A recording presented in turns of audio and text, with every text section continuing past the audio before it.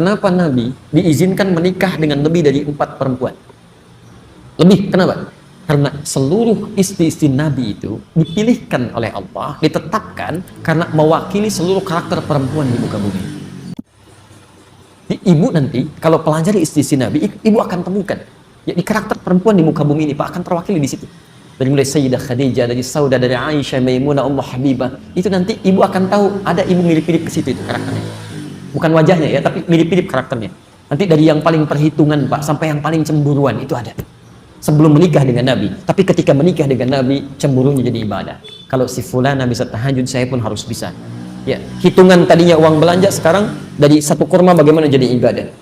Ya, coba ibu pelajari itu ya, ambil materinya.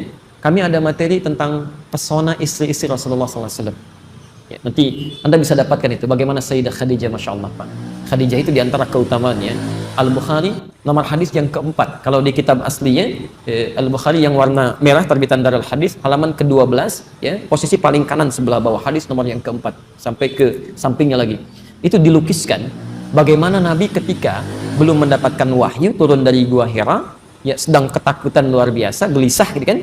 Tiba-tiba pulang ke rumah melihat Sayyidah Khadijah, itu bisa hilang kegelisahannya seketika. Hanya melihat wajahnya saja. Di kisahnya setelah Iqra itu turun, ya, surat Al-Alaq, itu kan turunnya malaikat Jibril tidak dalam rupa yang sesungguhnya, menyamar dalam bentuk manusia, dipeluk Nabi, ya, sampai 3 kali dikatakan Iqra ma ana biqari. Itu belum melihat yang rupa malaikat Jibril yang sesungguhnya.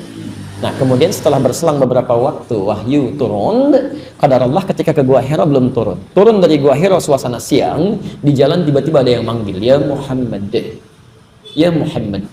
Nengok kanan nggak ada orang, kiri nggak ada orang, depan belakang kosong. Begitu melihat ke atas, ada sosok yang belum pernah dilihat sebelumnya. Seperti duduk antara langit dengan bumi, gitu kan? Masya Allah, ilustrasinya beginilah. Anda, Pak, keluar dari sini siang-siang, dan kosong nggak ada orang. Ada yang manggil, "Pak." Kan? Kanan kiri nggak ada orang, depan belakang kosong. Begitu lihat ke atas, Masya Allah, rambut panjang, jubahnya putih begini, Pak. Apa kesan Anda? Jangankan ibu, Nabi aja berkata begini, "Faro'ibtu minhu," saya takut luar biasa katanya. Ya, ini takut itu wajar, manusiawi, ya. Yang salah itu larut dalam ketakutan, itu yang tidak wajar. Baik. Ro'ibtu itu perasaan khawatir sampai membuat bulu kuduk naik, maka lari beliau. Ya. Tapi yang paling indah ketika sampai di rumahnya, melihat wajah Sayyidah Khadijah. Sayyidah Khadijah binti Khuwailid, ketika dilihat oleh beliau, dibukakan, hilang setengah kegelisahan, tenang.